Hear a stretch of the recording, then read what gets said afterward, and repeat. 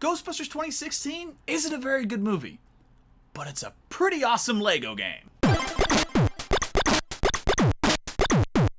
People have been asking me for a while now, Sean, you make a lot of Ghostbusters videos on the internet. What do you think about that new movie? And well, the answer is not a lot.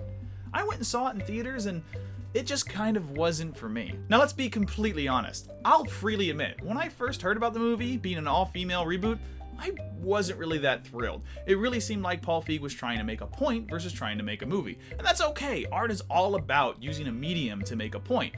But as a big Ghostbusters fan who's into continuity, it disappointed me. Not so much because they were women, but because by being an all-female reboot, meaning all women who's none of the original cast, and reboot as in not having any connection to the cast, it really hurt the ability for the movie to fulfill my need for continuity. I'm a huge continuity nerd. I like my movies to all connect to each other in really annoying and minuscule weird ways. It's probably a carryover from my lifelong obsession with comic books, right? So in comics, everything connects. So I like my movies to be like that. By making Ghostbusters 2016 a reboot with an all-new cast, male or female, that just wasn't going to happen. So I was absolutely disappointed when it was announced. Think of it like Star Trek, right? Star Trek's a reboot, but I tolerate it. I mean, it's not the best reboot. It's got its problems, but I tolerate it because of Spock. They take the Spock, Leonard Nimoy from the original series, and they like put him through a time travel wormhole and go, whoop, now you're over here. You're in the new movie, which is a whole new universe on its own, but since you are actually the original character Spot, who's like transported from another universe through the magic of time travel, it's connected. You've got this solid connection of continuity. There's the continuity of the original series and the original films and all that TV show, and then that hits a point and it jumps back with a character who went through all that and restarts with him as the base. So it's not like it's throwing all that out. And with Ghostbusters, I was sort of disappointed that it was sort of throwing out the continuity that I really grew up with and loved. Despite my weird hangups with continuity, I still went and saw it because I like Ghostbusters a lot and I wanted to see more Ghostbusters and I wanted to give it a chance because as a continuity nerd, I read about and knew that Sony was trying to build a Ghostbusters cinematic universe. And so while that may not include the continuity I wanted it to, that could lead to some cool stuff later on with multiple universes and different teams. So I went and saw it and I was really disappointed. Not necessarily because of the actors. To be honest, they did a great job. In fact, Leslie Jones, who I expected to do the worst in the movie based on the trailer, was phenomenal and gave this great performance. Like, okay, let's be honest, she had the most genuine, realistic character. But the actors weren't the problem. It was the writing wasn't that good, and the jokes weren't the kind of jokes that I like. I expected more humor a little along the line of the original movies, a lot of sarcastic and dry wit.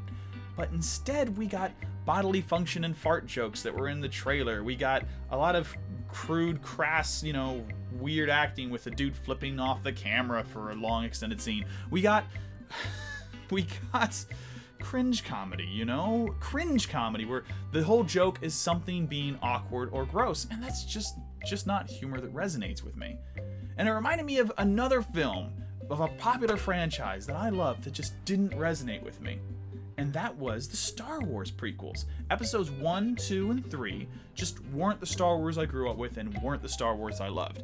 And I had to come to terms with that as a nerd, why don't I like these? How can I enjoy these and integrate them into my nerddom and accept them? And for the first two movies, I just couldn't find an answer. We'd go and see them, I'm like, well, at least it's more Star Wars, but it's not very good. Then, 1 month before Revenge of the Sith came out, a savior came in the form of plastic. Lego Star Wars. Lego Star Wars retold the trilogy from the perspective of the toy. It excised all the weird humor I didn't like, the over-serious, long explanations of everything, and just told the story in a simple and fun way. It was a way for me to enjoy the prequel trilogy without having to watch the prequel trilogy. It was amazing, and it was so good that it started a whole franchise of Lego licensed game that continues to this day, in the form of Lego Dimensions, which, to bring things right back around, has a Ghostbusters expansion. Lego Dimensions is a Toys to Life game, which means you buy toys and you play them in the game, and it comes with this. This covers the Toys to Life little base model where you put your figures, and it's the facade of the Chinese restaurant that the new Ghostbusters are in the movie. And it's a really cool model. It's got opening doors. You got a new proton pack here, which to be honest are pretty cool looking. Whatever these lantern deals are. But that's not really the point. I mean, the toys are really cool. You got the new Ectomobile, you got a little Abby Yates, and they're really awesome. But that's not the point. The point is, just like with Lego Star Wars, this game let me enjoy the story of Ghostbusters 2016 without the weird humor I didn't like. You know, the physical humor and the slapstick of when Abby is testing out the proton pack and flying all over the alley looking like a complete buffoon. That wasn't in there. The fart joke, which isn't actually a fart joke, it's something like even more crass, that's not in there. Like the cringe comedy, basically not there. Instead, it's replaced with Lego comedy, which is a little bit more vibe, and some more wordplay of the characters acting that's pretty funny, you know, and it still goes through the story. It goes through the whole story of the game. It's, you know, it's a Lego story, so it's not too deep, but it goes through the basics of it and goes into more detail in the story in some ways than the movie actually did.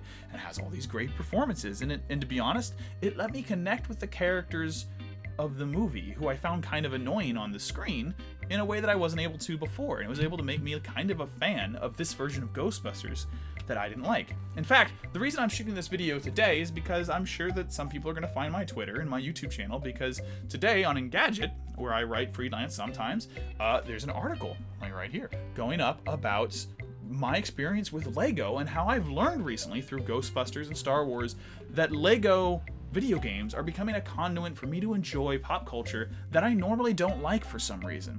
And that's really cool because there's lots of things that I sort of like but don't like the way I want to. Like the new Ghostbusters movie, like the Star Wars prequels, and like the Lord of the Rings films, which I think the lore and storytelling and music are all beautiful for, but just kind of think they're bad films. We'll have to talk about that some other time. Please don't hate me, internet. And jump cut, because my camera cut out.